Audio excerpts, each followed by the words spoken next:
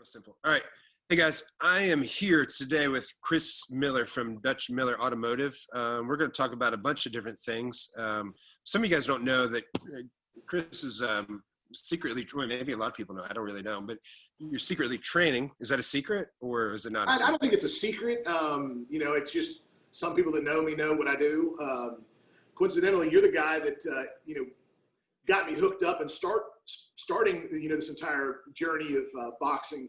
I reached out to you when I decided, hey, I want to do this. And you got me hooked up with a guy named Brian Probst, who literally has shown me the ground level, ropes of the entire sport and, did a hell of a job. So I just wanted to thank you and also give a shout out to Brian, who's just an awesome guy.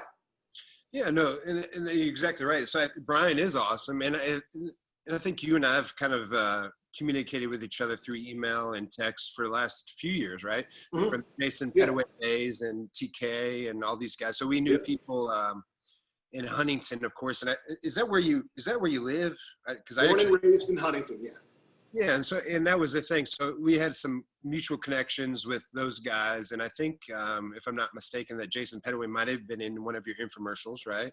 Yeah, Jason is an old friend of mine, and I think very highly of Jason. And great fighter too, buddy. Yeah, and that's one of the problems I think is Jason Petaway was, and I've been around a ton of fighters, famous fighters in boxing and UFC and everything else, and Jason Petaway is one of the best boxers I've ever seen in my life up close, like. Yeah, amazing. Yeah, and he's probably not well known, but for us, he did fight for a title on national television, or it might have been pay-per-view. But anyway, like, and here's Jason as well. Jason fought heavyweight because that's where the money was. Exactly. But he could have been he was good enough to be a world champion if he would have fought cruiserweight. Would have been a tough weight cut. But at that weight class with his frame and his length and his speed, he would have just demolished people. And he is that talented. Jason Petaway could have been a world champion at cruiserweight. Kid you not. And listen, and I may be mistaken with this, and you may know better, but is not the guy that 100? That's the best statement that you made. Like he jumped up to heavyweight, took a fight with a guy that was obliterating people, right? A Russian guy. I don't remember his name. Did that guy not kill somebody in the ring? Well, yes, correct. His name was not a Brogomov. I think it's a Brogomov. I need to look it up. We've got these really cool devices here in front of us where we can check shit out on the internet. But his name it's something like a Brogomov. Let me look it up real quick. But he was an undefeated heavyweight killer out of Russia that had actually killed somebody in the ring. And this same guy's next fight, by the way, or two fights after he fought Petaway, he fought a guy named something Smith, who was a Cuban defector into Ireland. And they had this slugfest, and this Russian guy wound up losing the fight. It was a really, really close fight, but then wound up in the hospital with a brain injury and is still to this day not the same. It's one of those crazy scenarios. What was that guy's name? Hang on here. I'll tell you real quick.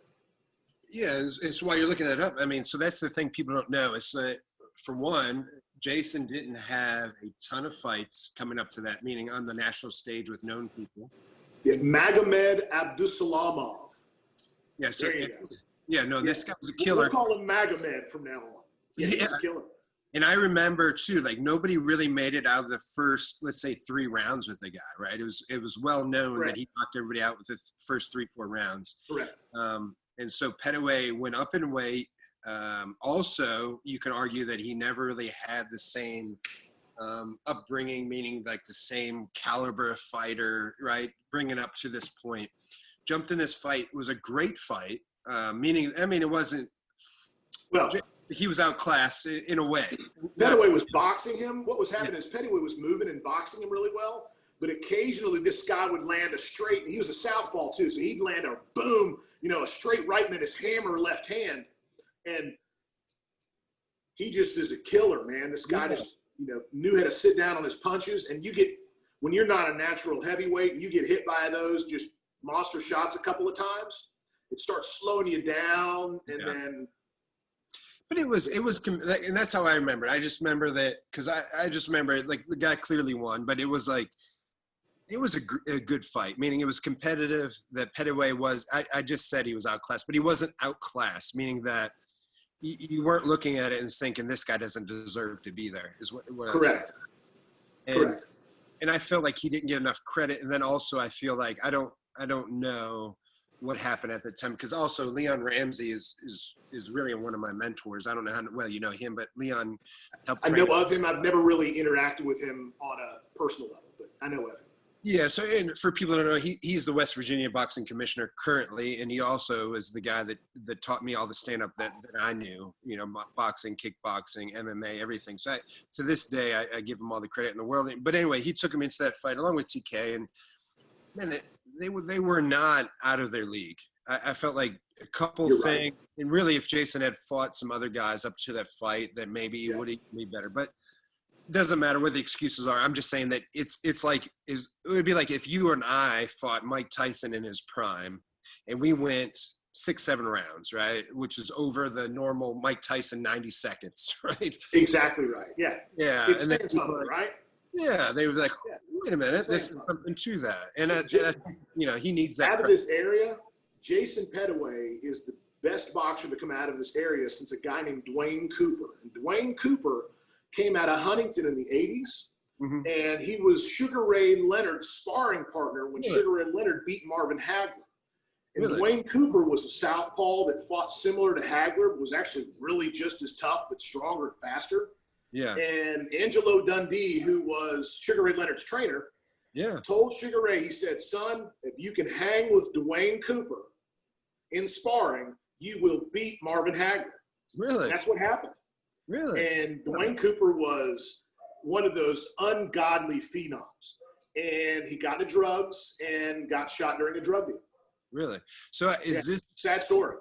Is this well known? Because I've not heard this story, but it's one of the things it's known in the Huntington boxing circles. Well, that's what I was going to ask, because I noticed that, and I've always kind of TK knows who Dwayne Cooper is. TK literally idolized Dwayne Cooper. Really? Well, and that's what I rib on West Virginia way, because I'm from Cleveland and I moved here when I was 19, so I'm a West Virginian. But that's the one thing I would give West Virginia a hard time about is I say like, hey, like, why do you not market those like for example, like fighters aside, but Jennifer Garner's from Charleston, right? And everybody loves her. Why is there not a statue of Jennifer Garner and everybody going crazy about Jennifer Garner? Why is Skipper from Gilligan's Island not blah blah, you know, known that he's from Princeton, West Virginia, and on and on and on? Like, you barely know this stuff. Like, it's weird to me. Like, why do I not know that guy? Well, I'd say that we're going to start getting better at this stuff, right? You know, there's kind of an awakening here in the state that's happening that I get to observe and sort of be part of. And there's some really exciting stuff happening. Before the podcast started, Butch and I were talking about this, and I'm just going to kind of cue everybody in. There is evidence right now that after COVID, people started looking. They started looking at where the virus did and didn't spread. And then after the rioting started, people started looking at that as well. And it really magnified the digital interest all across the country of people interested in it, in considering moving. And they're looking at the places they want to consider to raise their family. And we have an entire generation of people now that are going to be able to work from home. And stuff like built-in social distancing that West Virginia already has. We're surrounded by hills and trees and rivers and streams. Like, we have this natural thing. The virus didn't spread here like it did anywhere else. Now, we can get into a conversation about the effect of the virus and how people are handling it, but that's not, you know, we don't need to get into that one. You know, I have my own thoughts on it, but it's not the real topic at hand, right? Topic at hand is what's going on in West Virginia. And there's interest across the country in a possible demographic shift. And West Virginia is kind of primed for the pump to be one of those places that is considered. And there's a lot of interesting, smart people involved in looking at this right now. The governor's aware of it. I'm involved in a data company that has started looking at who is interested and who isn't and what's going on. Brad Smith from Intuit is aware of this and interacting with WVU right now on analyzing policies that make the state more appealing to then recommend to the governor when it comes to really trying to revamp West Virginia as a whole. And there's some energy going on right now that's more positive than anything else that I've ever seen since I've lived in the state. And I'm 41 years old, and I've lived in West Virginia for 41 years, except for a couple small spurts, right? And so it's a really cool thing going on. One of the things that affects any economy, and the one unique thing about West Virginia is we're the only state in the union still losing population. And you can't grow and recover an economy without growing and, you know, having a growing population, because it grows exponentially. And the cool thing is people are paying attention, and there is a chance that we actually have an influx of population into the state. So how do we take advantage of that? And what are the things that they're going to be doing at the state level to make sure we have the right policies in place to really, you know, take off, but then also not get too big either, right? Because I don't know about you, but there's a reason why I live in Huntington. Mm-hmm. I love it. It's a small town. It's big enough to where we've got access to anything. Within a 2-hour drive, we've got big cities, but we know each other. Everybody's neighbors. We're friends. We're good to each other. And there's something really unique about that small town feel, and I don't want to lose that. No. Right? Same thing with Charleston, where you live. It's a community. It's real. Yeah. And you don't have that kind of stuff in big cities. No, and that's the thing. I think people, I don't know what cities you lived in when you were outside of West Virginia, but, you know, I come from Cleveland, and that's, you know, a big city, you'd argue. But now I'm in Charleston, which is the capital of West Virginia. But I would argue, as an outsider, I'm like, I don't know what the population, like 60,000 is the pop, you know, I think, right? Yeah, it's about that. Yeah, so it's kind of weird. It's just like you said, it's a big city because it's the capital, just like Huntington is. But at the same time, it's not, because if I went to Philadelphia, Cleveland, New York, all this stuff, they would say that's not a big city, right? So we have, it's the big city with not the big city feel, just like you're saying. And that's what we want. And I think that's what you're saying here, is that what we found out with COVID is that we can work remotely. You don't have to be in the office. So that means that now there's leverage, and there's an opportunity to move and still work for these big companies. And now you can work in a place where you're at West Virginia. Because just like you said before, why is everybody leaving? Typically because there's not any work, right? If our main thing, I don't know if it still is, but they leave for opportunity, right? It was basically all we had was coal mining, and that's been suffering for a long time, right? And so if that is your thing, then you're going to have to move on for other opportunities. You know, I mean, as a young guy, if I'm growing up, I go to college. I can't work at Google or Twitter or Instagram, you know, I'm going to have to move, right? There's no opportunity here. However, if now we can stay at home and do that things, is that what you're finding out in that marketing company that you're from? And by the way, why are you involved in that marketing company? Is that because of your job now, or?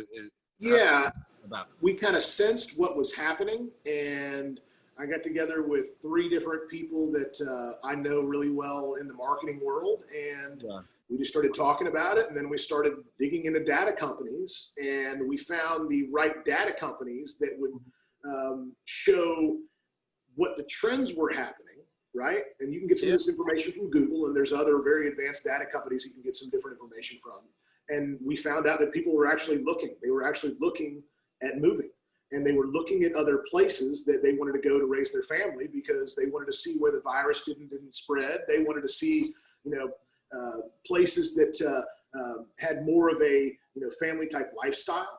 The riotings kind of played a part in that. People started looking after that too. So it is real. It's not imagination land. We actually physically know this is going on right now. And so then the idea was to go, let's go talk to the government and see what we can do to take advantage of this. So we formulated and found that there's 9 or 10 different target audiences, very, very developed, very, very refined audiences of people that we would want to identify and market to let them know that West Virginia is the place that it is, how terrific it is. Should talk to them all about it, the school systems, the property values, how it benefits them to move, and give them the information to let them consider doing it. But it's not like, there's only certain demographics that we actually would want to have move here. So it's finding the exact right fit of somebody that can actually inject income into an economy. And that's the real trick. The real trick is to find people that have outside income and can do their job from anywhere, and get them to do their job in West Virginia where the cost of living is less expensive and the quality of life is better for them, and they can still work remotely, but then it injects a bunch of income and people into our economy. It's a win-win as far as I'm concerned, right? Yeah, for sure. And you hit on a bunch of things that are important that I know that you know too, meaning we know things that some people that maybe listen to this don't know.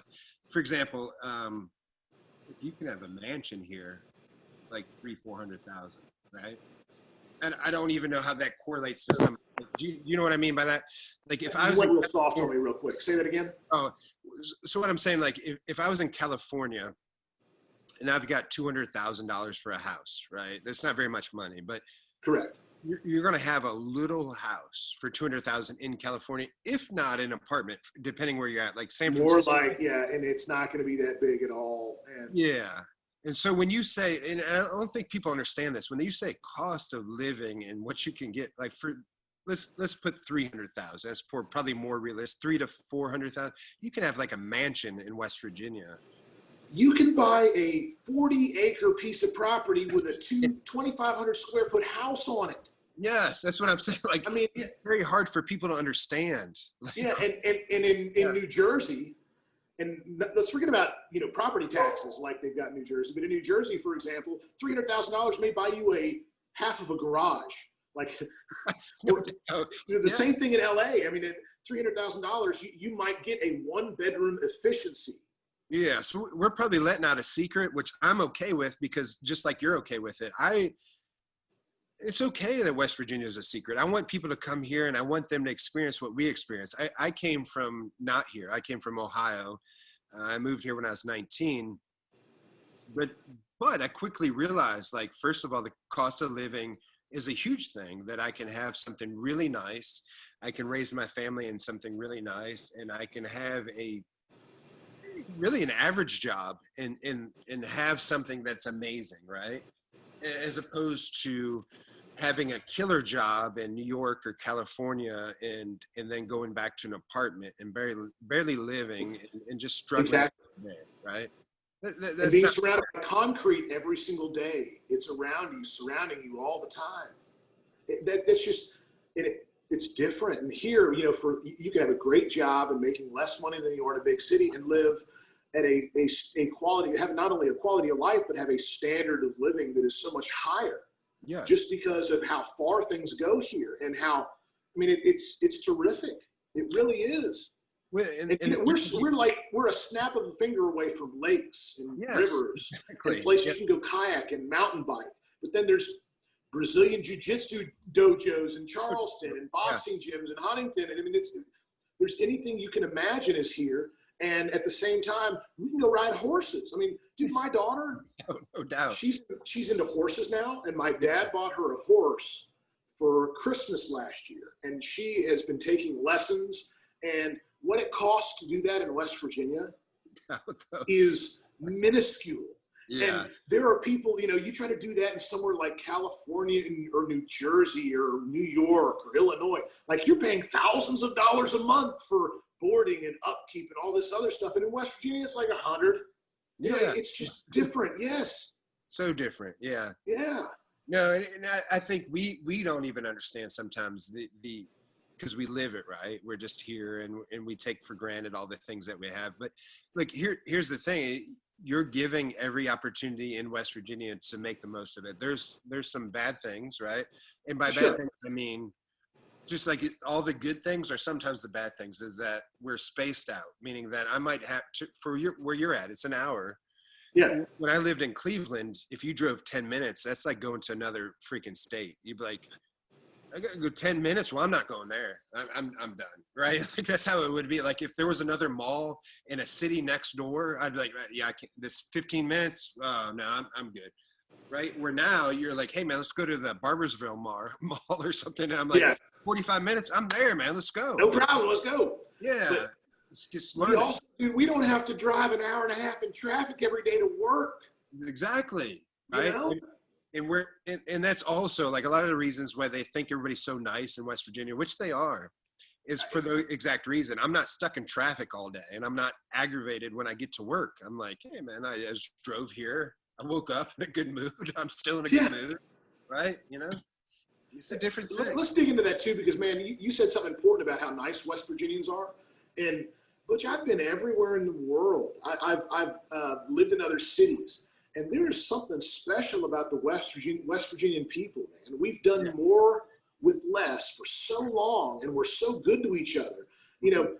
There's this meme going around Facebook right now where somebody literally from out of state driving up somewhere towards Snowshoe, out there in the mountains, has a trailer, get a flat tire, and almost every car that passes them stops to make sure they, are they okay? Do they need help?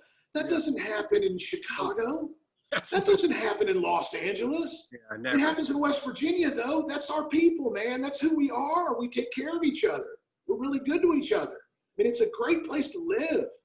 Yeah, no, and it's funny because now you say that, like, I'm from Ohio, so we're not talking like, because there's rural places of Ohio, right? Like a lot of times people think of the Amish country. Mm-hmm. But you know what, from Cleveland, the so-called big city, that was the weirdest thing when I moved here, was that everybody, if I passed you on the road, you give me like a head nod or a wave or said hi.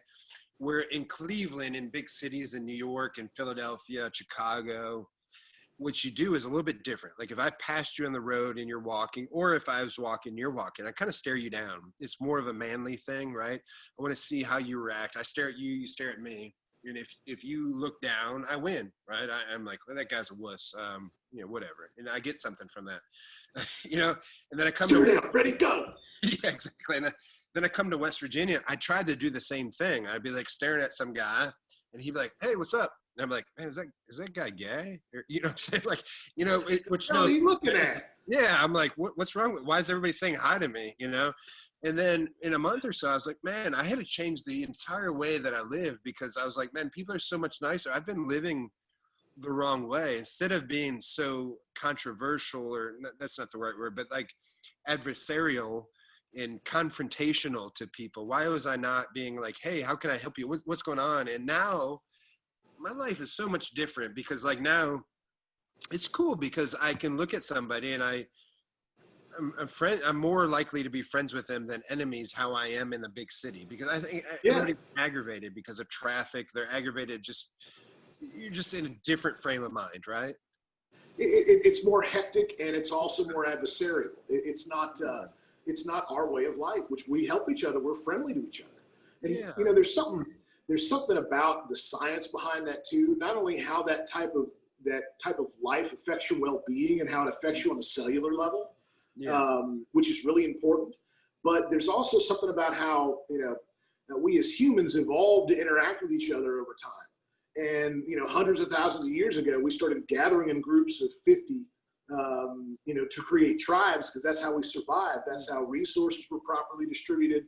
We out-hustled and out-gathered and out-hunted the Neanderthals of that time. And then eventually there's wars, and they kind of got intertwined with us genetically. But anyway, long story short, like, we're wired as people to interact with each other.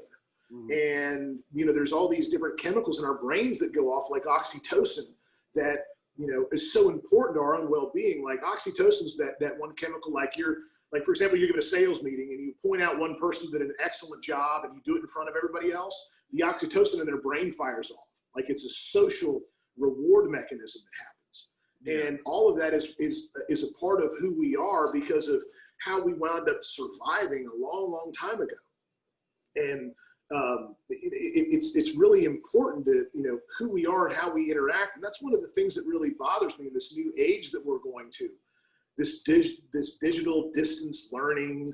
And, it's cool. We're using technology to do a podcast here right now. And if you and I were in the same city, we'd be hanging out, talking face to face. Mm-hmm. But, kids learning and the way that they interact, I don't think that this digital distance learning thing is something that is going to be good for them. And they're wired a little differently. They've gotten used to the technology a lot faster than we have. They learn quicker, but still, man, it's not who we are. It's not how we learn best. No, it's not. Right? There's something that's different when you actually meet somebody, look them in the eye, talk to them, understand them. And we talked about that before we got on there, right? There's if people see you and I, for one, I own a gym, so they're going to think immediately I'm a dumb fighter, right? Yeah, you're a meathead. Yeah. Yes, exactly. And for people that don't know too, you're the guy in commercials a lot and have an infomercial. A lot of times they're funny, right? So they may think the same thing, right? That's just because you're a character. I'm a character in their own mind. So yeah, but the difference is now that you and I have connected, we knew each other through tech. We knew each other better than that, but let's take that all out. So let's say that Butch Hiles and Chris Miller met each other. You've got the infomercial guy and you've got the fighter guy. So essentially you've got two idiots meeting each other, right? So exactly. But then when you and I start talking, all of a sudden there's substance behind it. There's inflection, there's meaning. And then you're like, wait a minute, this is not the guy that's portrayed on TV. This is not the guy that's portrayed in the gym or who I know. That's the difference, right? That's the cool thing, because it's a part of us, right? I mean, there is a part of you, it's a small sliver, that is, you really enjoy the physical struggle and discipline associated with combat, right? That's a part of you. Now, that's not what their perception is because you own a gym, but that's a part of you. And there's something about the competition and interacting with people and that pushing your limits that's a part of you. And there's something about the commercials that we do that's a part of me, right? And, it's a part of my sense of humor in lots of different ways. But there's a lot more to it, and that we tend to misjudge people just by snippets of things instead of realizing the entire dimension of the person. That's for sure, which is a good point if we're bringing up this, like, that's kind of one of the reasons, right? We're connected. Like, how many people you think know that you're a fighter, right? Because you are. However you want to label that, you are a fighter. Like, if you walk in a gym and you put on the gloves and you go to combat, you are a fighter, period. The end. Some people might say, well, you need to do this and do that, blah, blah, blah. But no, like, you've put on the gloves and you're like, man, I've seen the people, or I know the people that you've sparred with. You're an animal. And I also know, besides. Well, same to you though, man. I mean, you're a world-class, people don't realize that about you. You are a world-class jiu-jitsu instructor. I mean, to have the level of training and experience that you have in Charleston, West Virginia is unheard of. And some of the guys from your gym that do jiu-jitsu that also do stand-up stuff I've sparred with, Mike Dice is a wicked dude. Yeah. I mean, he's a wicked dude, man. And, I work with him. Have the past. Pat, I don't know what Pat's last name is. Nary. Yeah, Pat, dude. I know. A guy built like that should not be able to move like that and be that fast and that strong. He is something else.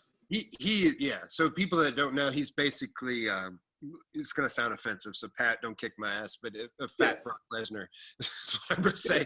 And what I mean by that is me and Brian cornered him in a fight in Ohio, and this is what I mean by that. Pat Neri had a guy down in an MMA fight, and he was side body, and it looked like he was just barely hitting the guy, right?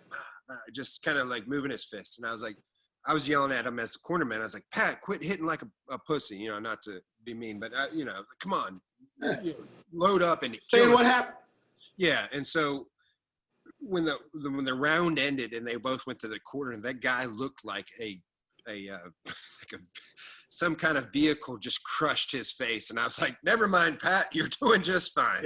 Yeah, his weak punches destroyed people. This guy is a 350-pound beast of a man with lunchbox hands that can move and punch like a beast. And you sparred with that guy. I'm better now than when I'd worked with him too, which is pretty cool. Sure. You just keep. That's the other thing about this whole thing is you keep working and you keep grinding and you keep learning. It is. It doesn't come naturally, really. I mean, it can for some people to a certain extent, but after that, it's hard work and experience and conditioning. But as a businessman and even me, like besides the gym, I consider my businessman. I think, and I've had this talk with some of my friends that are lawyers, and they come to the gym and stuff too. that's what fuels us as businessmen, right? It's like you might get your butt kicked, but I have a choice. Do I just take that, or would I come back and get better the next day? Do I come back and become a winner? Or because that's life, right? Every day in life, we're going to get our butt kicked. We're going to get knocked down, and something's going to be better than us. We're not going to know everything, right? Like whatever that is. But anyway, my point is, I think that makes us better people. That's why we go to the gym. I think that's why, like, Yeah.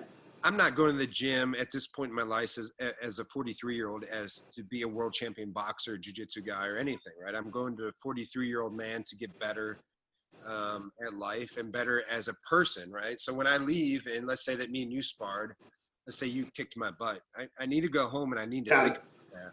Well, it doesn't matter. But anyway, even if either way, you and I are better, and any given day, somebody can beat the other person, even if somebody's better, right? Because you have a bad day. Maybe you didn't sleep good. You didn't have a good day. You're not there mentally. And then, like, that's the thing. I can use all those things as excuses, or I can get better, right? Exactly. And I choose to get better. I choose to go home and say, hey, you know what? Chris kicked my butt today. What did I do wrong?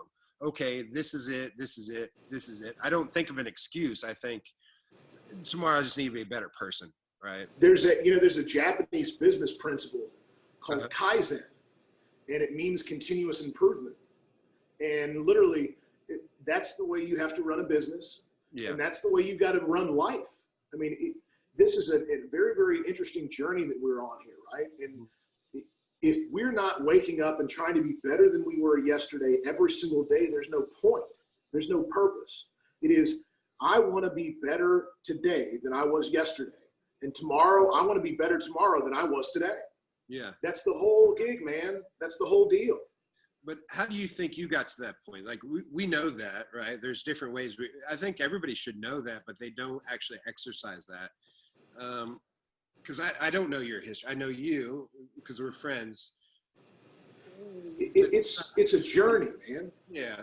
But so let's say that, like, and I don't know your financials. I'm just assuming your business is successful. I know it is because you're all over the place. You have to be successful, right?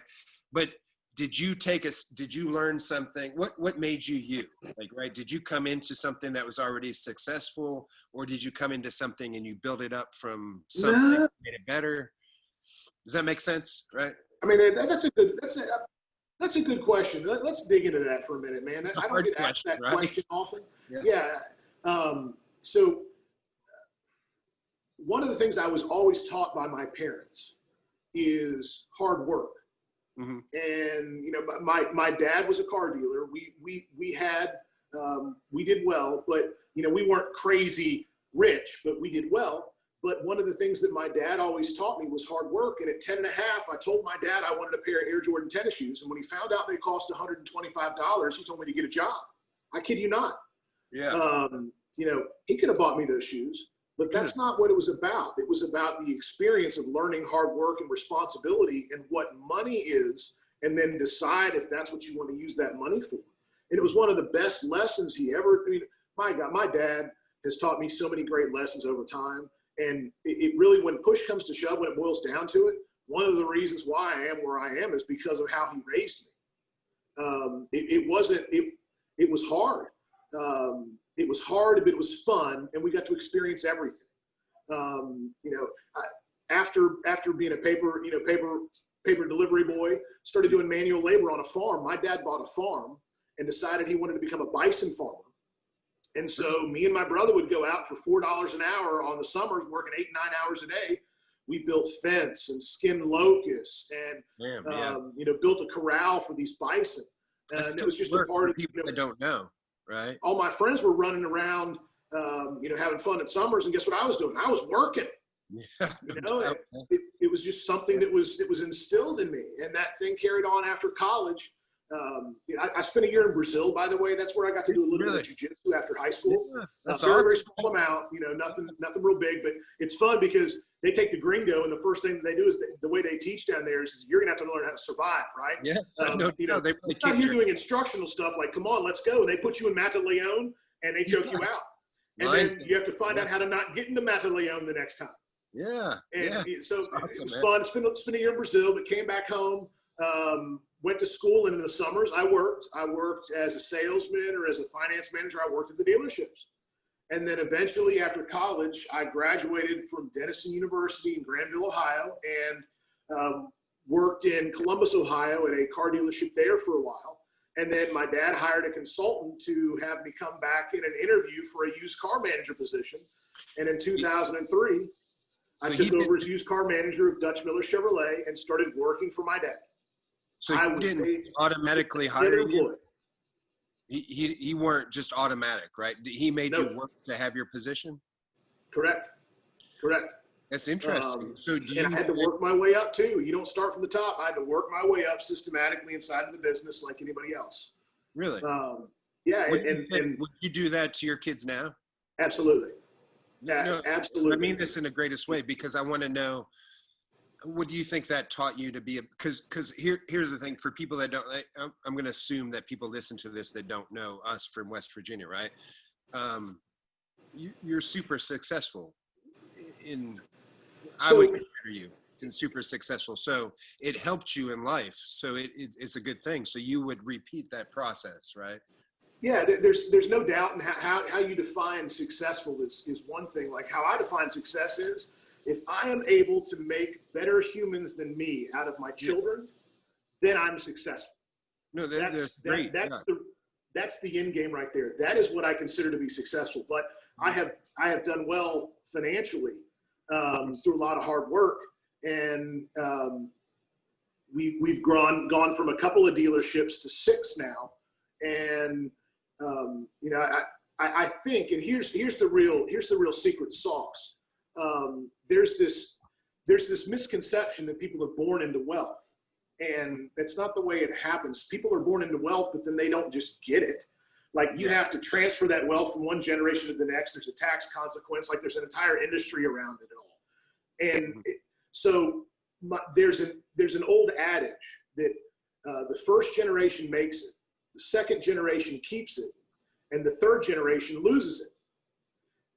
And that's what happens throughout the history of time when it comes to family businesses and success. You very, very rarely ever do you see a generation make it past the third generation. Everybody else has different interests, is off doing different things, and that wealth, it just dissipates. Yeah. That's the fact. That's the mathematical fact of it all. And I think my dad wanted to make sure that we did the exact opposite of that. And so I think that's why he,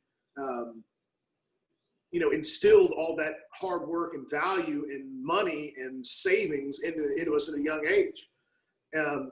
While our friends were out playing around and stuff, we were working. How many? And do you have brothers and sisters? What's that? Do you have brothers and sisters? I have one brother, a younger brother named Sam. Yeah. And, if you ever seen the movie Twins with Danny DeVito and Arnold Schwarzenegger, I am the Danny DeVito of the Miller family. And compared to my brother Sam, who's taller than me, athletic build, the superstar quarterback, great athlete. But he's also, as adults, we all have our own unique personalities. He wants nothing to do with people. He's smart and he's good at work, but, he's not out in front talking to people. That's what I'm doing. He likes to be behind the scenes and not do much at all when it comes to interacting that way. He's a numbers guy. Yeah. But it's funny how these things work out, right? Yeah. Well, that's the thing, because you don't know. Like, I have 3 kids, and you would, as an outsider, before I had kids, I just assumed your kids were a product of how you raised them, right? That makes sense. Absolutely. But then as a parent now, I realize that I have 3 kids, and out of the box, they're all different, right? I've got some that love to talk to people, some that are scared to death because they're shy. You know what I mean? So they're all over, they're their own person. So ultimately that means that whatever your dad was, maybe he thought, hey, I've got these 2 sons, I want them to take over. But you have your own unique personality, your own unique skills, and you've got to take over from that, right? Or expand. I don't know how your business was before your dad, right? So I'm gonna argue that it's different now, because I don't. It is. You have to adapt and adjust to the times and technology. And one of the things when it comes to growing a business is people. Yeah. I don't care what anybody says. A business is no better than the people it's allowed to work with.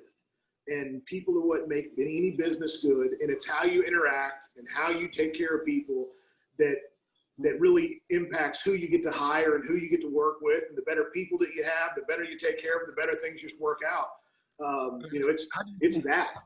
How do you think you learned that? Because you're right. I've been to, in my job, besides the gym, I'm a medical device salesman. And I was sent to emerging leaders, I don't remember what they called it, emerging leaders training, right? Which meant that they looked at me and they thought, hey, this guy is a leader and he's going to lead people, but he needs to understand how different people learn, that everybody learns differently. And honestly, I kind of knew that, but until it's put out to you, I didn't understand, like, meaning that some people are in all these things. I understood after I went to that training that get to the point, right? So for example, when I talk to my wife, if she's telling me a story, like, I'm like, God, just shut up. Just get to the freaking point. Right. And so, and why that is asshole-ish, right? Now that I understand, I say, hey, Lisa, like, here's why I'm like that. Because I want you to come up to me and say, look, we made this much money. We need to make this much money. How do we do it? I don't need to hear the story of why this all happened, that somebody went here and we did this and that. I just tune you out because I'm pissed off you're talking about this stuff. Let's just get to the point.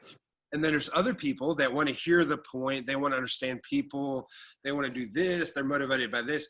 So anyway, I learned all that stuff, right? So it's a skill.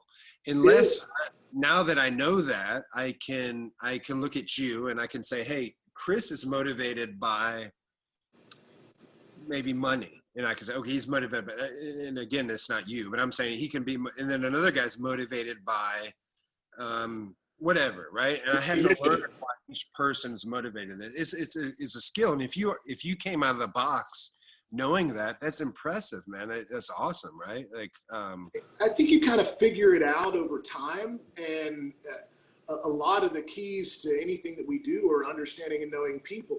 And first things first, if you're not an asshole, that's always a good way to start, right? That's a good one. Yeah. Rule number one, don't be an asshole. Rule number two, and I had to learn this throughout my career, always being very emotional and passionate, is to compose myself and not show emotions at all unless I really absolutely need to for a particular response. Because one of the hardest things is stripping emotions out of decisions. And I think it's really important to do. And it's a learning process it's the faster you figure that out in life, the better off you're going to be, is to be understand that people are emotional and everybody around you can be emotional. But if you want to make good decisions, you have to learn how to hear what they're saying with or without the emotion, and then know how to adapt and adjust because of that. And that allows you to think so much clearer, right? And having more clear approach to thought without emotions or feelings means that you can help solve and guide other people and let them understand what their emotions and feelings are, man. Business is a lot more about people and emotions than anyone ever realizes sometimes. It really is. What is your trick to take emotions out of that? Do you just inside your head while you're talking to somebody say, hey, look, let's just not be emotionally involved, take this out of it? Is there something? Listen to the facts.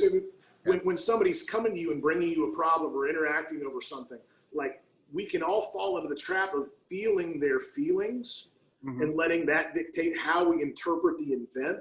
Yeah. And if you stop that from happening and realize and listen and then investigate as well on your own, you can get a better understanding of the total picture around you. Yeah. And I think it's experience, man, because I was a really passionate guy growing up. I'm still a passionate person, but when it comes to how I interact with people, I try to eliminate all the emotion from it and just be kind. And then also realize that we've got benchmarks and goals and responsibilities, and use that to guide. It's a hard thing to do. And I think experience plays a part of it because, growing up when I was younger, I was a hothead.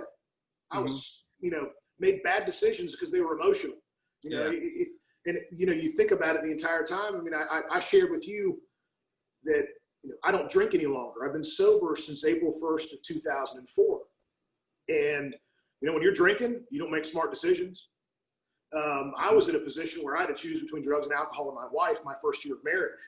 And I chose the right thing to do, but I locked myself in my apartment for 6 weeks. My wife would get up, go to work. I would stay, it was 2 weeks I locked myself in the apartment, but then I stayed away for another 6 weeks. 2 weeks, locked myself in my apartment, detoxed, went through that whole thing. The next year and a half or so, Butch, my sleep patterns were all messed up. Like when you're addicted to something, like it messes you up. Like you have to learn how to control yourself. And it was going through that experience of learning how to control myself and avoid drinking again, avoid drugs, avoiding situations. And then it makes you learn how to become self-reflective. And when you start really understanding yourself, then you can understand other people, I think. And that experience, that hard experience was great for me in my development. And it helped me become who I am today because, if it's easy, anybody can do it. It's hard?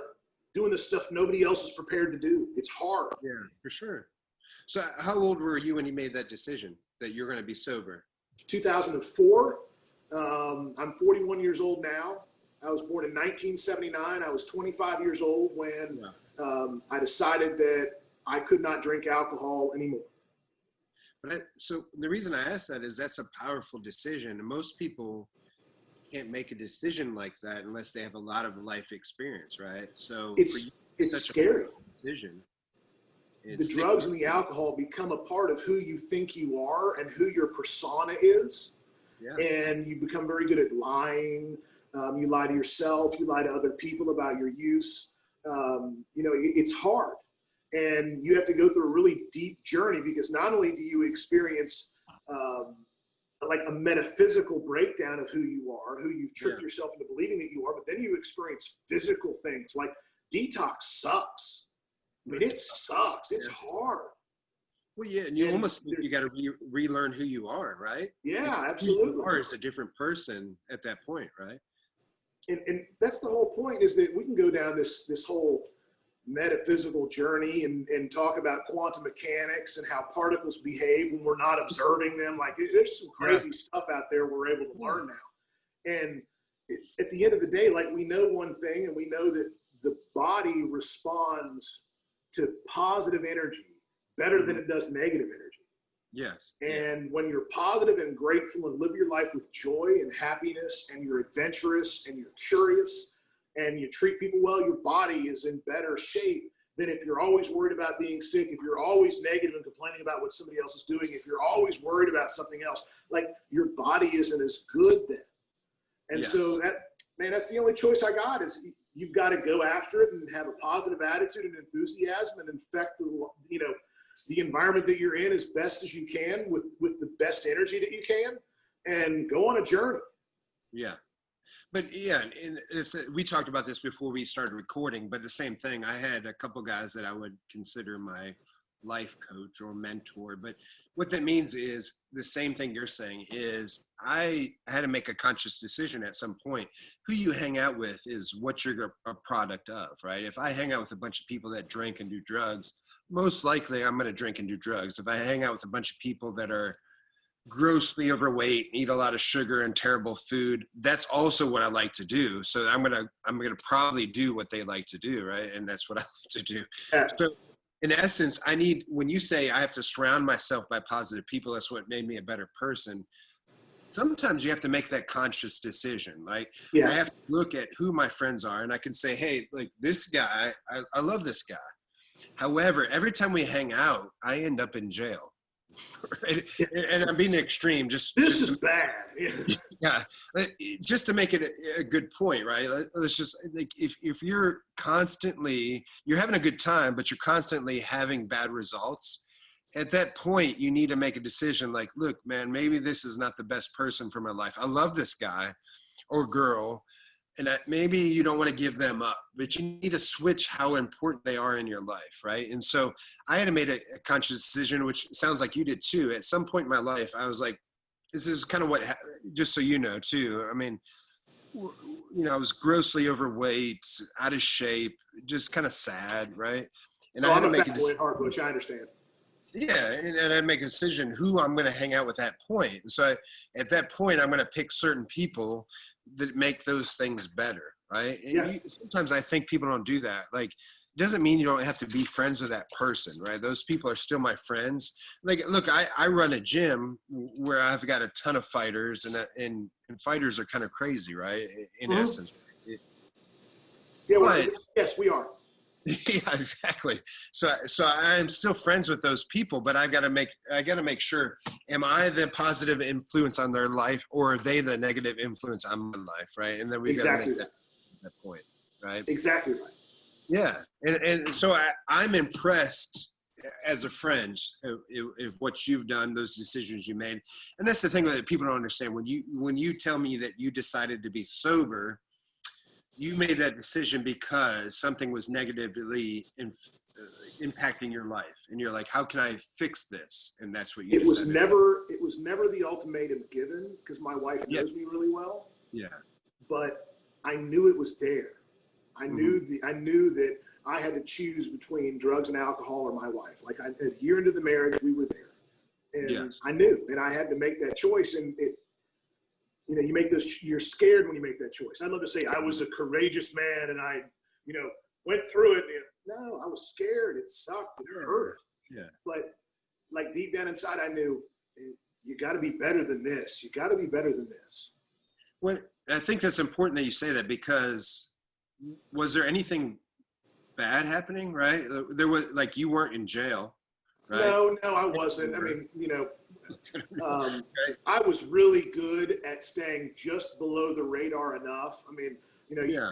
I might stand on top of a bar and act like an idiot or something like that, but I always had a good time. I was never criminal, but it is a criminal that, it's a crime to drink and drive, and I did that before. So But a lot of times that bad lucky I behavior didn't get caught, quite frankly.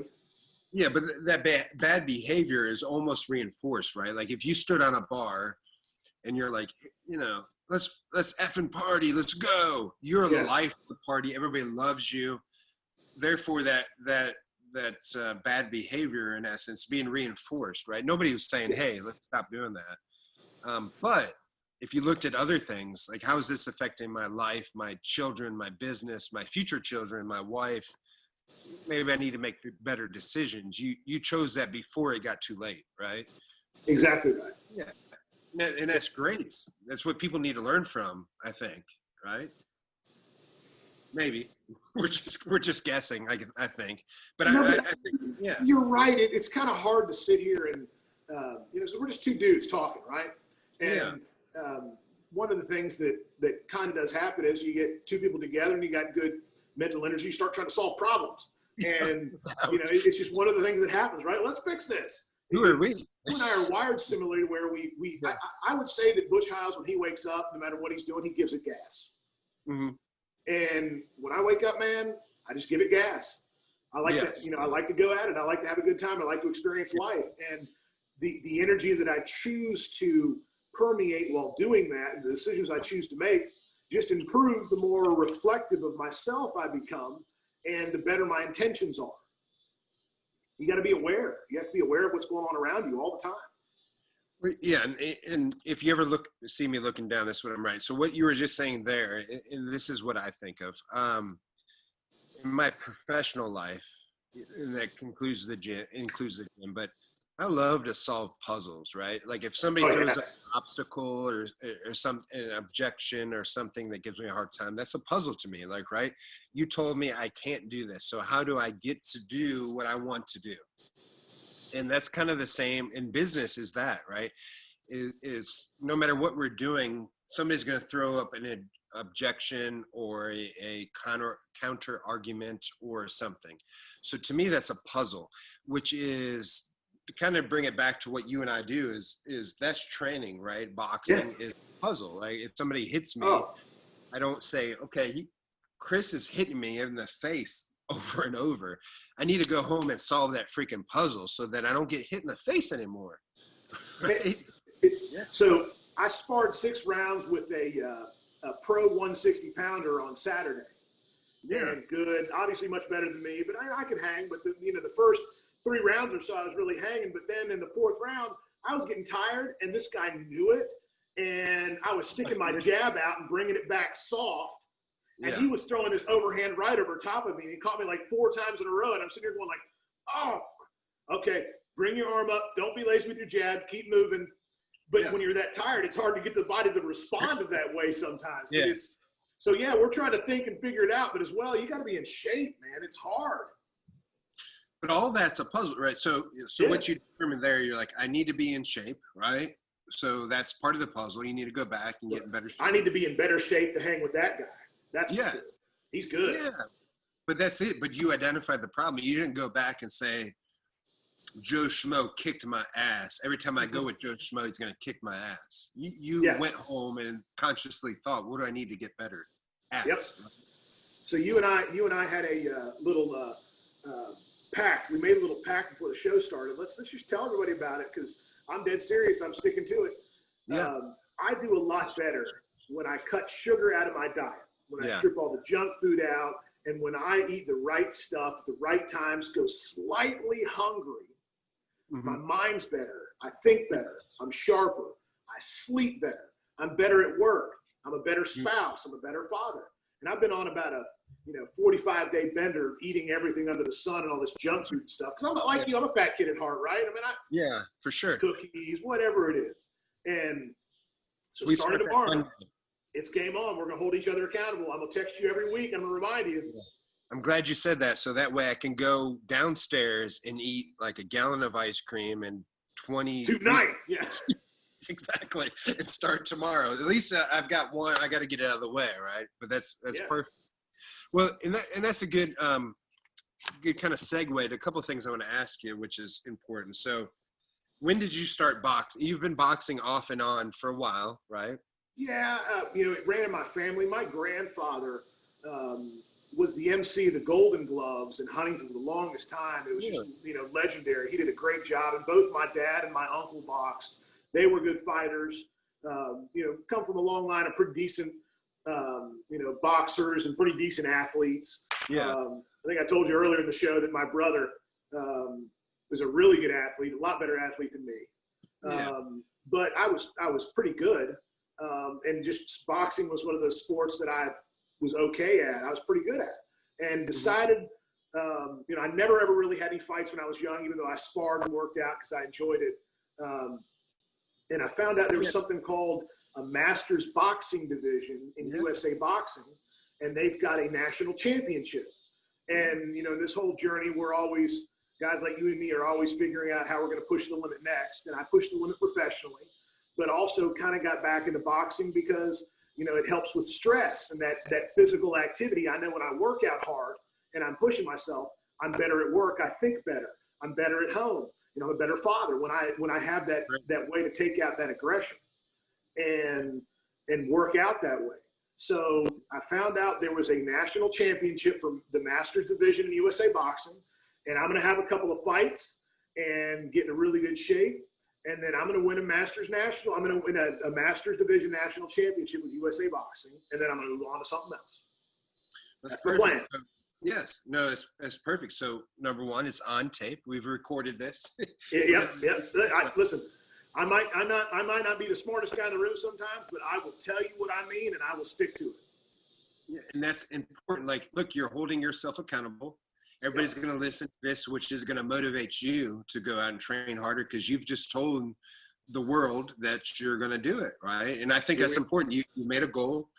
Like, I support you no matter what, like, whether you're working out at our gym now or you're not. Until you die, you're my friend, and I support you, and I believe in you. You're gonna kick some ass. And I think this is the thing. This is what you do, man. Like, look, don't have these goals and keep them secret. Because you know why? Because nobody holds you accountable. Then I can just say, like, hey, like, I want to lose 30 pounds. I didn't tell nobody. When I don't lose 30 pounds, nobody cares, right? But if I told you and I told the world I'm gonna win the National Golden Gloves Championship, everybody knows now. You have no choice but to win this fucking thing right now. I got to do it now, right? And guess what? Yeah. Watch me. You're gonna do it. No, look. As long as we've kind of talked and text for probably 5-10 years, even that if that's once a year, right? We just kind of Yeah, talk. yeah, we always stay in contact. Yeah, this is not a joke. This is something you've been working at. And that brings up another point that I kind of wanted to bring up on this. Look, you were working hard, let's say the last year, 2 years, kicking ass. You're going to have a bunch of fights that fell through, right, for different reasons. But the other thing that happened is what happened here, right? Yep. Bicep surgery, right? You detached it. How are you feeling, by the way, man? Yeah, and look, this is good because I want to ask you. I need to learn from you right now. I feel perfect, but I know it's not perfect. Like I was at the gym earlier today, so every Sunday I teach a class at 2:00 on self-defense, and we do boxing, kickboxing, groundwork, self-defense, everything. I feel like I can beat everybody up. I feel like that, but I know that I can't do that, and if I do it, I'm going to ruin the surgery I just had 10 days ago. Give me some advice. Did you feel perfect? Like I feel like this is where, yes, I did. I felt great. Yeah. And you and I had the same surgeon do our operation. So here's I'm sure you can see it. Let me make sure I get it. See the scar right there. Yeah.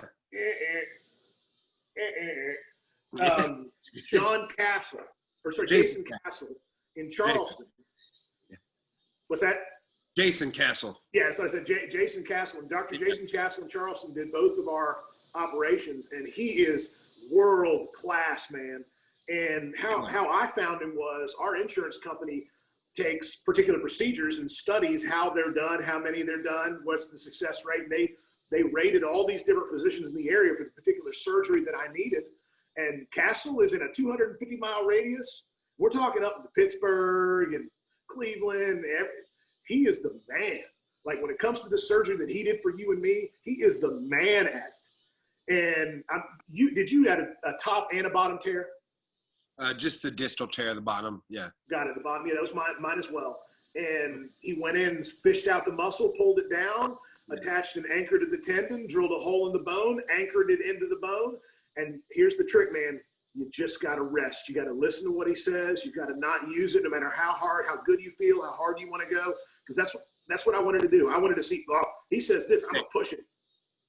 Just listen to him, follow the instructions, and it will be stronger than it was before. I kid you not. So how long? It's a little bit stronger now than it was before, and I got a good right hand.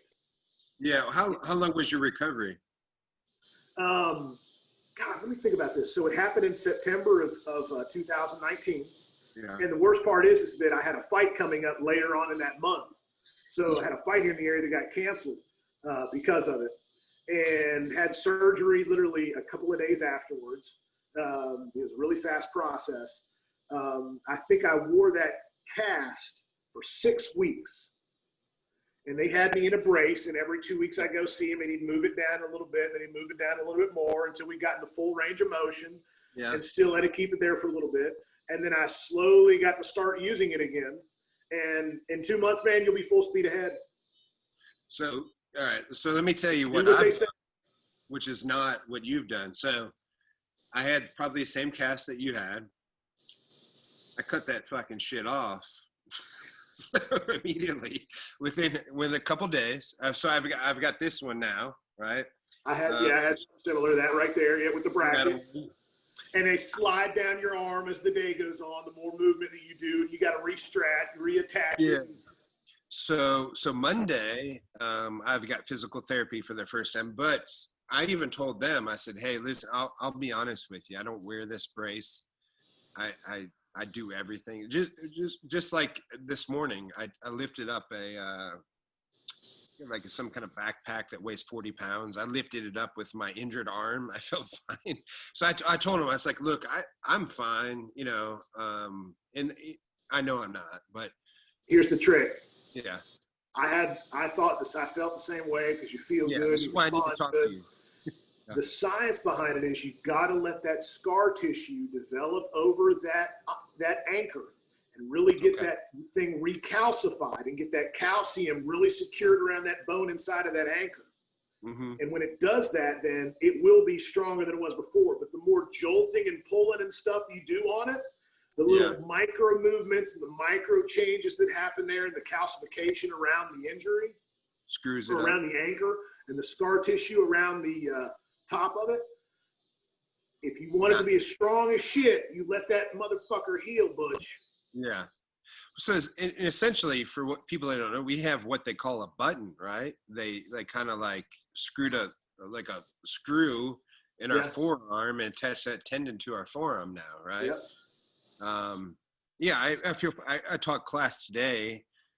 It was all I could take not to spar with people, not to roll with people, like everything. And I actually, last week, I sparred with people, really.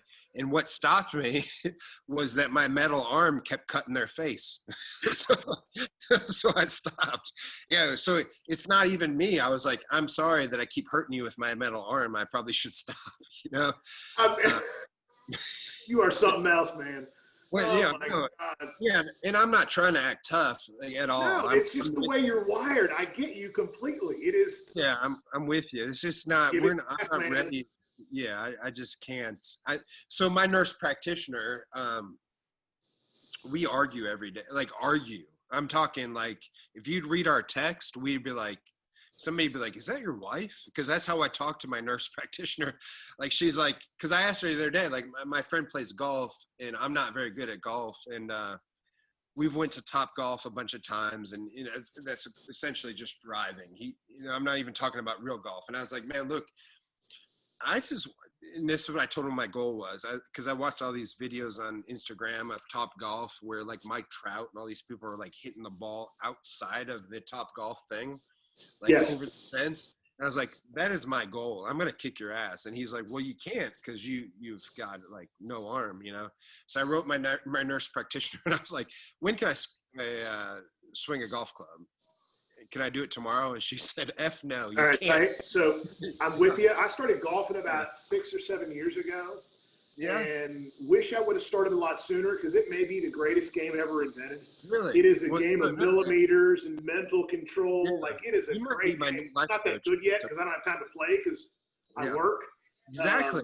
Yes. You know, it's hard, but it's great to be out there. And as life goes on, and the more that I'm able to play, the better you get. But my swing's a little different. Like, I had to figure it out because my arm is just bent a little bit differently than it was the last time as I've developed my swing.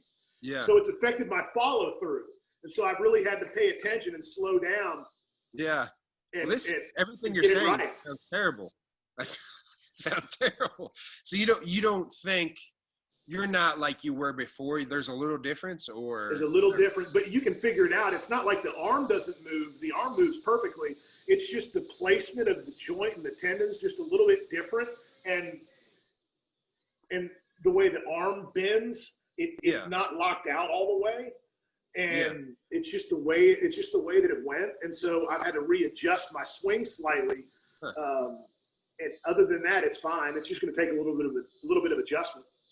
Is there a notable? So if you give me a double bicep pose and you don't need to do it, is there a difference between the two? What's that again? If you did this, is there a difference between your right and left?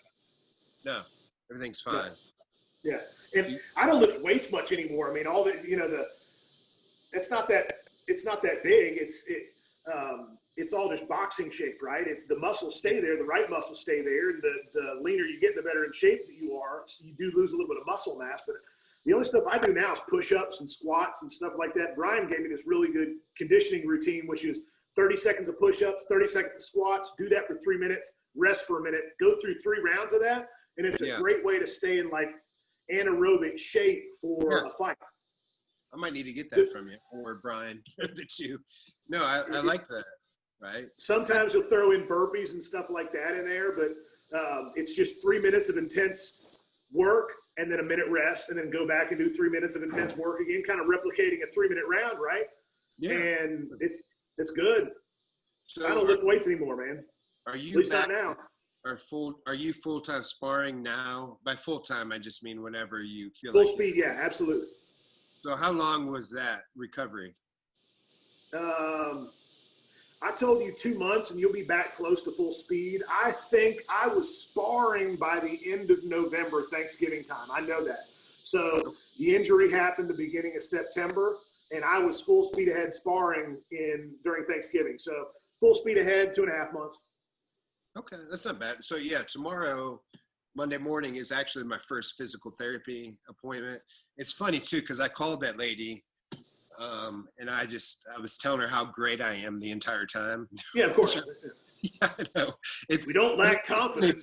That's not me. Like, it sounds like I'm conceited, but I was like, hey, listen, I've got physical therapy with you Monday, but I want to tell you that like I don't really need you.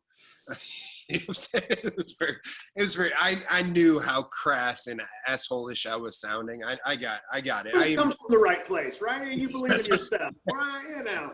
Yeah, that's what I told her. I was like, look, I know I'm being an asshole, but I was like, look, I can do everything. And she's like, well, come, because she was like, can you extend your arm? Because I know you're in a cast that doesn't let you do that. And I was like, I'll be honest with you, I don't wear that thing. I'm fine. So, like, my stuff. So we'll find out tomorrow. And that's what I told her. I said, look, after tomorrow, it's a joke, but it's not also. I was like, you might find out that I'm Superman on Monday. Or you might find out that I'm a piece of crap. So let me know. After Monday, you got to text me and tell me what she says. Yeah. Honestly, I feel like I'll be fine.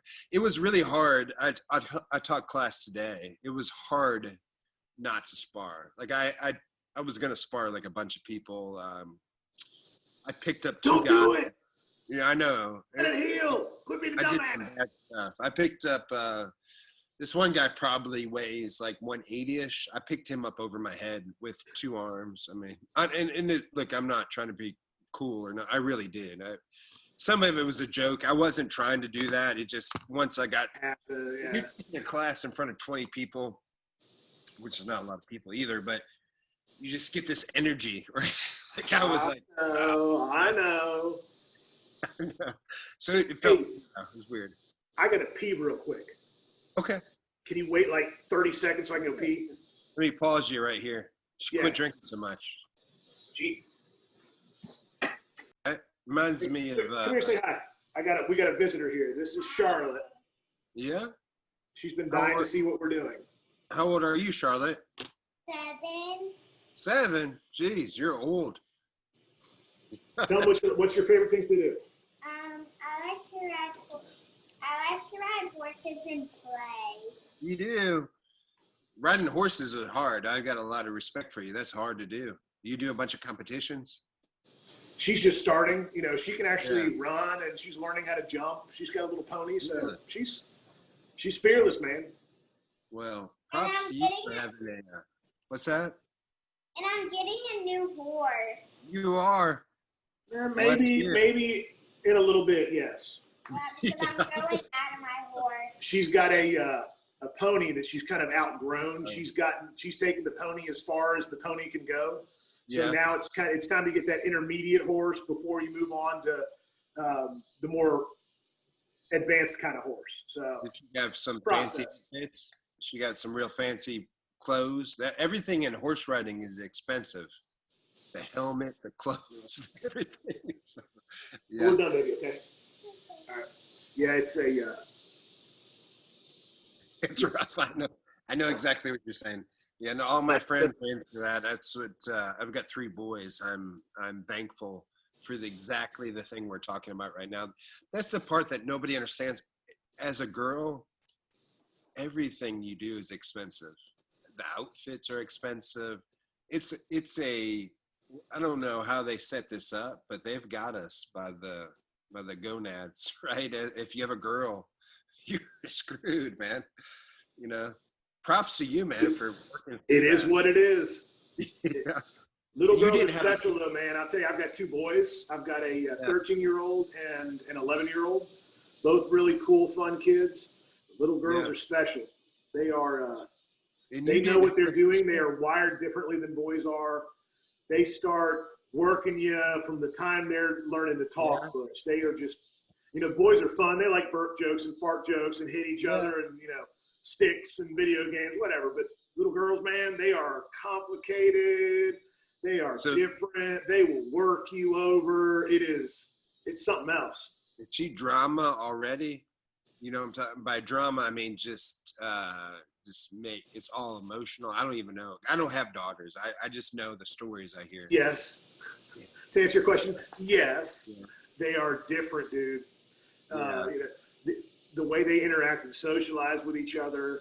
It's kind of funny. Like you and I, here's how I look at it. I might be off base here, but you or I see something and we remember it because of what happened. Yeah. I swear, girls, they see something and they register exactly how they felt and how that occurrence made them feel. That's true. And it marks that in their memory that way. It is there. Whoo. She will not let you, she doesn't forget a thing either. No, and honestly, for what we're talking about, Chris, I think, because we don't have really a subject. We're just talking about stuff, but this is also, I would say, what made you as a better person, right? Like, because here's what I have 3 boys, but I do, and I love them, and everything that happens perfect, right? But in a weird time, I also kind of wish, because I hear all these stories like you're saying now, I almost wish I had a girl, because I feel like it would have made me a different person. Not that I'm not happy with what I am now, but it changes you, right? Because now you're looking at things from a different perspective that I've never had to look at it, right? I don't know if I'm saying it. It's a different thing that provides a different experience that allows you to learn something different. And that's that, right? Being a father to a girl is different than being a father to a boy. And it's just different. And so it's another neat experience that I get to learn about and understand and adapt to. Because still at the end of the day, just like your job with your boys, my job with my kids is to make sure that I'm raising better human beings than I am. That's the whole, and I consider myself successful in life if my kids are better human beings than I am. And it's parenting a girl is just a little different than parenting a boy. Yeah. I don't care what anybody says. It's just a little different. No, well, who would disagree with this? I guess as a man, who would disagree with that? Because I think it's right. I'll get some sort of email from somebody telling me that there's more than 2 genders. No, that's a good point. No, that's true. But there's things I don't think about as a boy, right? Like, I don't think about the things that probably you did when I was young. We both did. Like, I drove a car very recklessly. I drank some beer. I probably did some things that were very reckless and crazy that a girl probably wouldn't do, right? So correct. That's different. But the stuff that they do will be a little bit different because they still will make. They'll make bad decisions. There'll be different bad decisions. Yeah, I need to worry now. Like, are they in a car with a boy? Because I know what I was like at that age, right? Like, are they in a car with a boy at a lookout at things that I wouldn't even think about, right? Or we tell her that she can start having boyfriends when she's 30. Yes, that's. And my wife says the same thing. Yeah. Good luck, right? Yeah, but that is one thing. And look, and I think having kids in general switched me as a person. I'm sure it did everybody, right? I'm a different person than I was, and I'm thankful because I had kids. Because I had to look at things differently. I had to look at things the way that I made decisions in the past and tell my kids maybe the way they should make a decision, knowing that they're not going to listen to anything that I say, right? And knowing that things, but I think as a girl that is so much different because, man, like there's no way to properly talk about it. But I know teaching self-defense, that I know that if I was sending my kid to college and it was a boy, I would literally not worry about anything. But if I was sending my girl to college, all of a sudden, it's because you know how we think, right? You just want to make sure she's prepared to handle the traps that guys like you and me are going to set up. Yes, yeah. So I mean, yeah. So more power to you, man. Like I wish, and honestly, I wish I was you because I don't shy away from those things. I wish I had experienced that in a weird way. You know what I mean? Because I get it. It's gonna make you a better person. Yeah. I love it. How does your wife? Because does she teach? I guess that's a good question. So does your wife tell you, look, chill out? Because she's my wife is a better person than me. Yeah. I mean, it's the truth. And if anything, she has helped me become who I am today. Yeah. She has very high expectations about, the whole coupling thing. We can get into this whole philosophy. It's fascinating what happens. Yeah. Marriages work, marriages don't work. I can tell you how our marriage works. And the reason our marriage works is, number one, I got sober. And number two, I have a very fun, kind, yet strong-willed and determined wife who had expectations of who I should be. And while I may not have always lived up to them at the exact time that she thought I should be, it's a process. And that understanding and that working together to evolve and develop as a couple is really what marriage is about, right? Because it doesn't, we're different. Men and women are different. Yeah. We are wired differently. We look at things differently. We think differently. We're different. We really are. And when you find two people that love each other more than they love themselves, and you're prepared to go on that journey together, and you're open and you communicate and you're honest and you're kind, and you try to do more for the other person than you do for yourself. And both people have to do that, man. They do. Both people have to be that way to make a marriage work. You can go on a really cool journey. And I got very, very lucky in who I married. I married a fantastic woman who, helped me become who I am today, or helped me improve on who I am every day. Yeah, no, that's the goal, right? It sounds cliched, right? But it's the truth. No, I think if you're in it, it's just like training, right? If we're going to bring this to a manly point, right? If I'm training with somebody, the goal is for us to make each other a better person every day, a better fighter every day, a better boxer, jiu-jitsu guy. It's the same with our relationship. And I think that's where people screw up, right? Yeah. And just everything you just said was perfect. Me and my wife had that talk early on. I was like, look, everything I've read, everything I've listened to, whether it's a podcast, everything, men and women are different. Like, we need to accept that, because a lot of people don't accept that, right? Because what's different is the emotion involved, right? There's emotional differences, like the way that a woman thinks of things differently than you. You just need to accept that. And my wife, Lisa, and I, we talked about that. I was like, look, the way that you perceive things is different than I, and we need to talk about that. And then once we kind of understand that, we understand each other better, which is going to make both of us better, right? We have to kind of work. It doesn't mean that she and I aren't going to fight. We're going to fight. We're going to argue. And then ultimately, I need to understand, like, this is the way that she looks at this. It may be a little bit different than the way that I look at this, but I need to understand the way that she sees it, and I need to acknowledge that. We need to have that conversation. Then I just need to tell her where I'm coming from. Like, it's a little bit different, right? Because, and that was one of the things, like we talked about earlier, like when I was in emerging leaders program, right? There was a good example. It was like a man and a woman had this terrible argument, and it was, I'm gonna kind of butcher it, but it was like, hey, this woman got this bill, and it was from a hotel. And so she looked at it, and she was like, my husband went to a hotel with another woman. And so before he got home, she was pissed off, and she had made this story up in her head. It was really emotional. She was like, my husband's cheating on me. He took this another woman to a hotel, and screw him. And when he gets home, I'm going to attack him. We're going to get divorced, and blah, blah, blah. So he got home. He didn't even know what was going on. He just walked in the door, and she's like, hey, you're cheating on me, blah, blah, blah. And, he didn't even know what's going on. So all of a sudden this argument starts, right? And so he's defending this thing he doesn't even know about, right? He's defending the claim without knowing why she's saying it. Yeah, he has no idea what the story is that's built up in the head. Well, ultimately what it was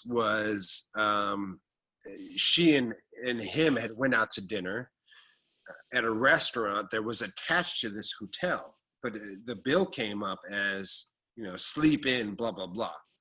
So she assumed he was cheating on her. When it ultimately came in, they went to, they had to get to the point. They had to get to the facts, right? Yes. The facts were they went to dinner together at this point. But the point was, know the facts before you accuse somebody of something, before you build a story up in your head. Go to the facts and just ask somebody, and that helps you in life. And that's kind of what the story they were building up was like, look, women are more emotional than men. Men are more kind of fact-based in general, right? Everybody's a little bit different. Sure, absolutely. Yeah, I so what you're saying, it's tough to describe sometimes, and in the world we live in where everybody wants to get mad about something, you say something like that, you're going to be accused of, no, this is just my anecdotal observation, and it has to do with how I've seen people my entire life. Men and women are wired differently. We think differently. We have different strengths and weaknesses as a broad generalization of the differences in sexes. Yes. They're a lot better at certain things than we are, and we're a lot better at certain things than they are. And that's why it works so well when you find two people that love each other, want to be with each other, and you start to understand, the differences and how to work together and solve problems. You wind up creating something that's better than the two of you are individually. And that's pretty cool. So if you realize those differences, if you think like, okay, women are a little bit more emotional, you can build upon that. You can say like, hey, this is the way you view that subject. It might be not the way that I view it, but let's build upon that. So I know that you're going to react a certain way. I can avoid that situation or improve upon that situation. We can make each other better, right? Not to be too cliche like you were saying earlier, but I think that's how we make each other better. Yeah. I have a good wife. You have a good wife. We all, everybody has a good wife. That's why you're married, right?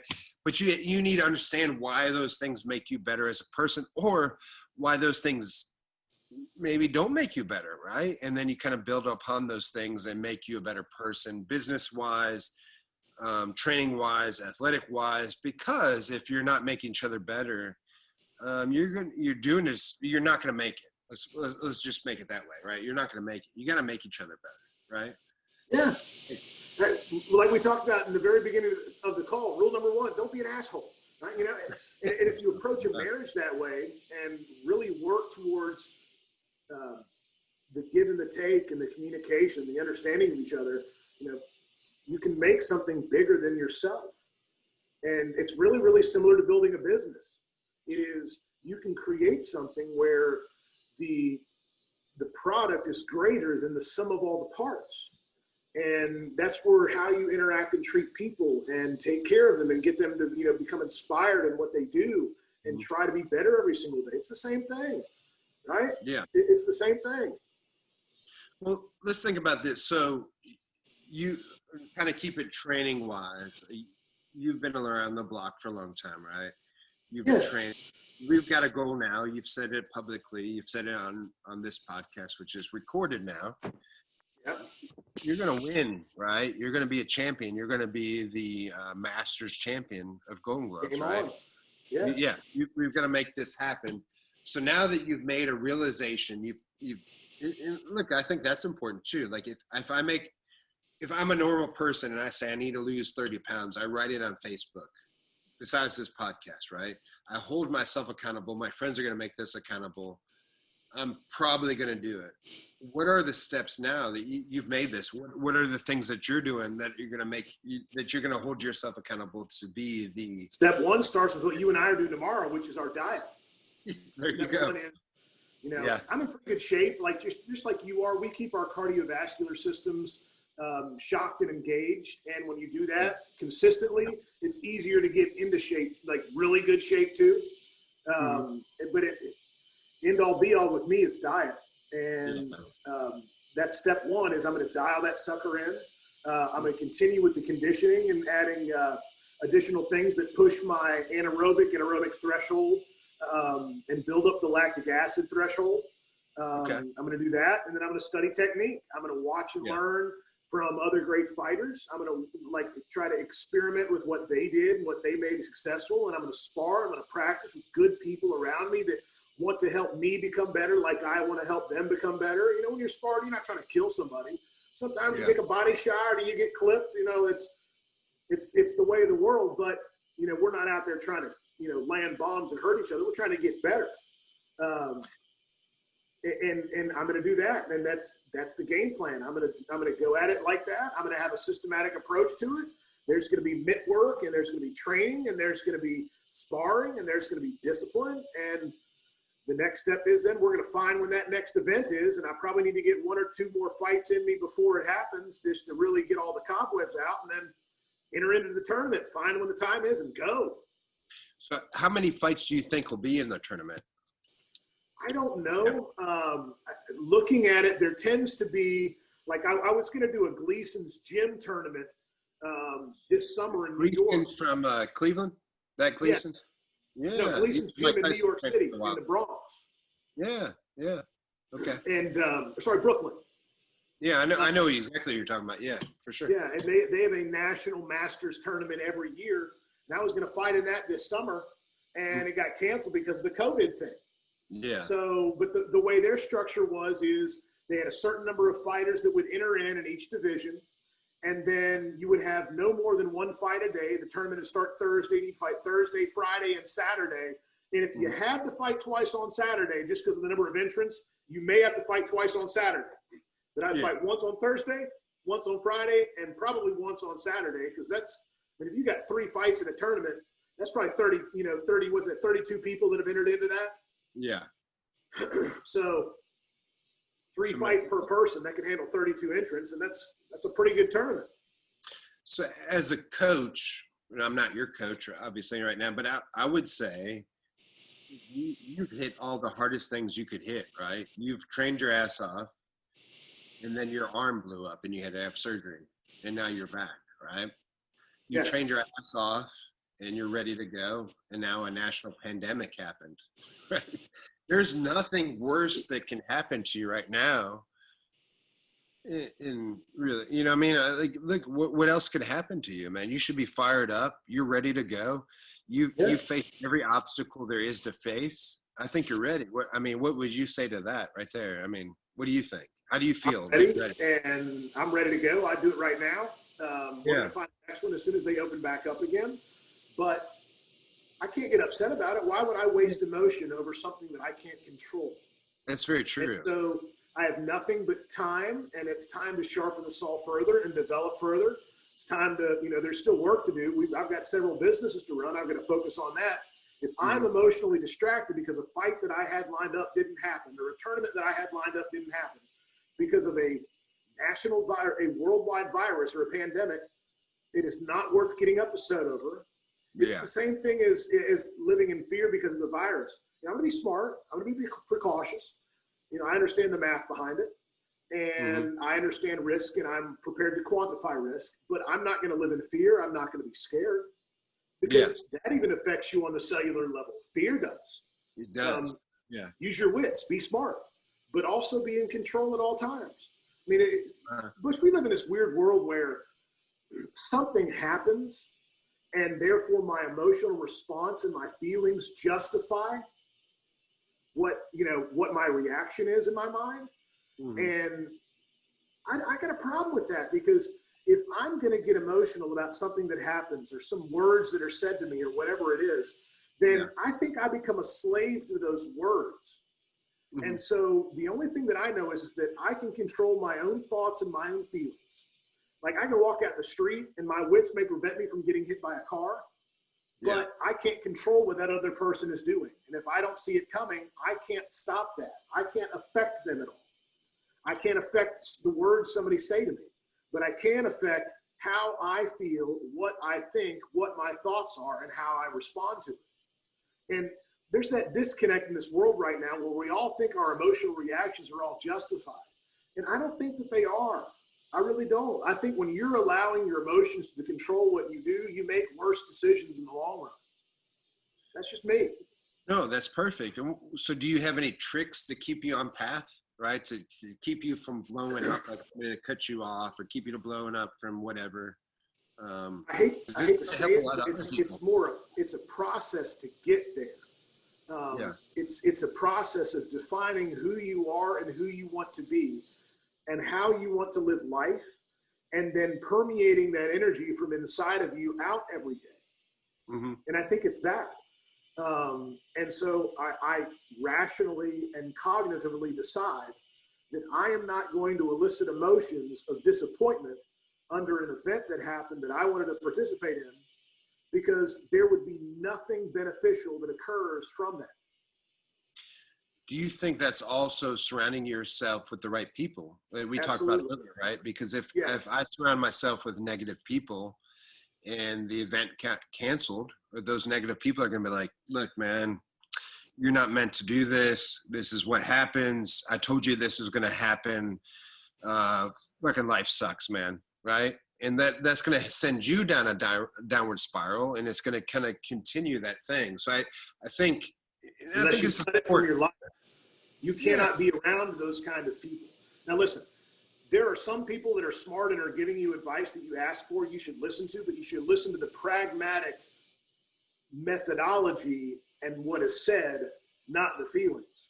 And I just know that I know what I can and can't do, and I'm going to set myself to go accomplish it. And I don't want to be around, negative energy at all. I don't want to be around somebody who's like a virus that spreads negativity into something. Yeah. I just don't want to be around that. How did you figure sure. it out? Did you just know that, or do you think that your parents helped you do? We talked about all that stuff, but it sounds stupid, but a lot of people can't figure that out. I feel like sometimes people's lives are a product of their environment. They're around the wrong people, and that's why they can't get out of that, because it's like they have something to blame for everything, right? Where I think the difference for you is that, there's going to be things that go wrong in your life. Let's say that, let's just make something up. Let's say that your goal is to win the National Masters Golden Gloves. Let's say that, this is not even making shit up, but you tore your bicep, right? Yeah. So you're like, look, I tried, I can't do it, right? It's over. That was my goal. I couldn't make it. It's over. But if you're surrounded the right people that were like, hey man, like you'll be better. Let's make you better. You'll work out better. Okay, you can't box anymore. What's your next goal? Yes, exactly. But if you're around the wrong people, it's going to feed that just like the positive thing. So how did you get to those people? Or is it because your attitude's so good, you're surrounded yourself that people want to be like you, right? Like, do you think you're the catalyst, or are you finding people that are close to you? Does that make sense what I'm saying? It's creative destruction and also osmosis. There's a process that I went through, and I'd love to say it was overnight, but it wasn't. It takes time. It takes learning and evaluating decisions and experiences and people, and evolving past what you like and you don't like, to find the best version of you that you can. And you learn really quickly that I don't like being around people that complain. I don't mind discussing an issue and then finding a resolution to the issue. But there's some people that just complain, and they complain about everything, and they put negative energy into the world, and I just don't want to be around that. So there's times professionally where I have to be, and I do it at the best way that I can, but I don't do it personally. I won't surround myself with that person. I will not be around them. They're not the people that I call to look for advice. They're not who I consider my peers. It's not somebody I would ever want to mentor me. And it kind of happens. That's why I said it happens by osmosis, because once you decide that, then there's this process that occurs, and it happens over years where you filter out the bad and keep the good, and you find a way to navigate through surrounding yourself with people that are like-minded. And there's this, there's this universal force out there. I know it's going to sound cheesy, but good people just find each other, and it just kind of happens. And it happens when everybody's going through that same process. And we find people that we know that we can talk to and trust and rely upon. And they have similar outlooks and mindsets than us. And the other funny thing is, man, there's people that find other negative people to sit around and complain about. And that's what makes them happy. And they, hey, more power to you. That's what you want to do. How you live your life is none of my business. I know how I want to live mine, and I know what I want to accomplish, and I know how I want to, impact the world around me and the community that I'm privileged enough to live in. And that's what I'm going to do. Yeah, no, and I think that's a great point, because, right, like, look, if you're happy in a weird way, being around somebody that wants to complain every day, right, that feeds that energy, and then I think at a certain point you need to look around and say, am I happy where I'm at? And then if you're not, that's the first thing you need to look at is are the people around me enforcing that behavior or they negatively affecting that behavior, then you need to make adjustments accordingly. And look, I'm not trying to make anybody something they're not, because I'm not perfect and you're not perfect, right? But I think what you just said is ultimately good people find each other. Hopefully that's why you and I found each other. I'm learning by just talking to you right now, right? I learned from you, and hopefully you learn from me, and we're going to make each other better, right? I mean, that's the goal, you know? So absolutely. And listen, I'm gonna tell you this right now. There's gonna be a day when I'm done with boxing that I want you to teach me jujitsu, and we'll spend a couple of years getting as good as we can and competing.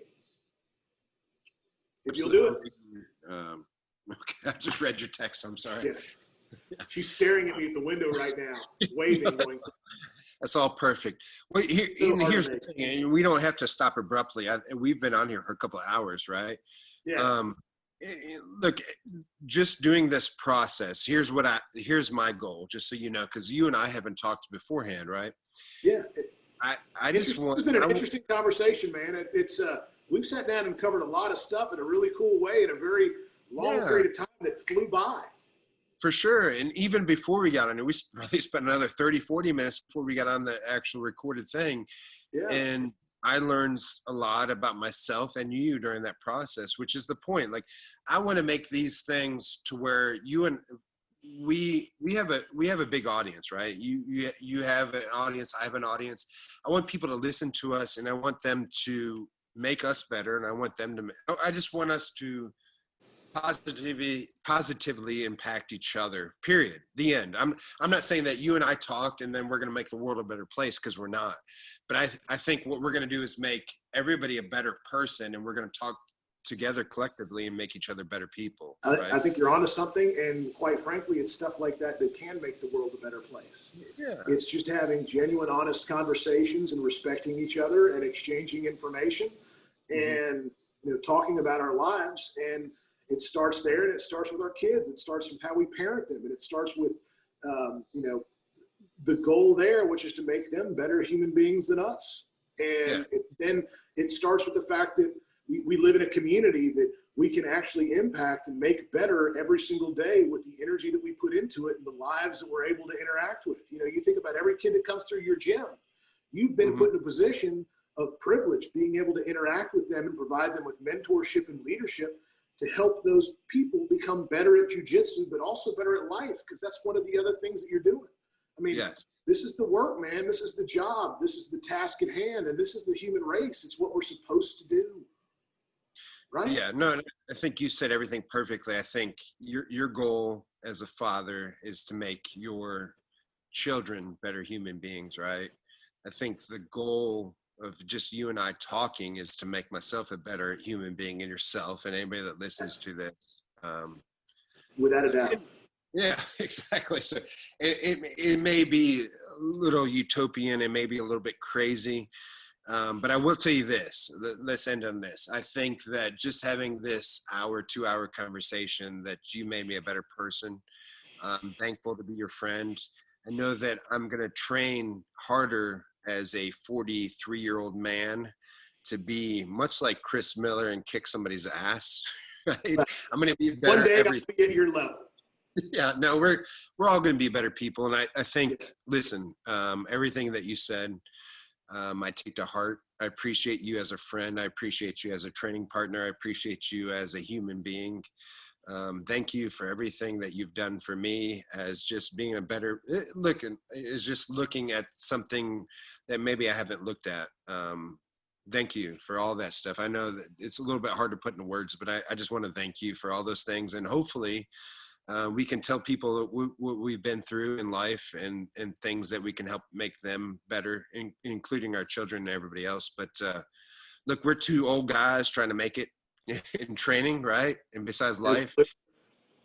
So hopefully we helped. So thank you for all that. You're an inspiration. I've learned a lot from you, and thank you for everything. So anyway, I mean, Butch, man, I'm going to end it on this. I see you.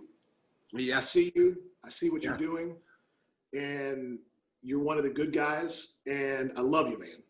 And I don't think we say that to each other enough in life. And I genuinely mean it when I say that. I love you. Yeah, no, I appreciate it. I do too, man. I love you, and I love everything you've done in life. And thank you. Keep inspiring other people. Let's both keep on our path to inspiring other people.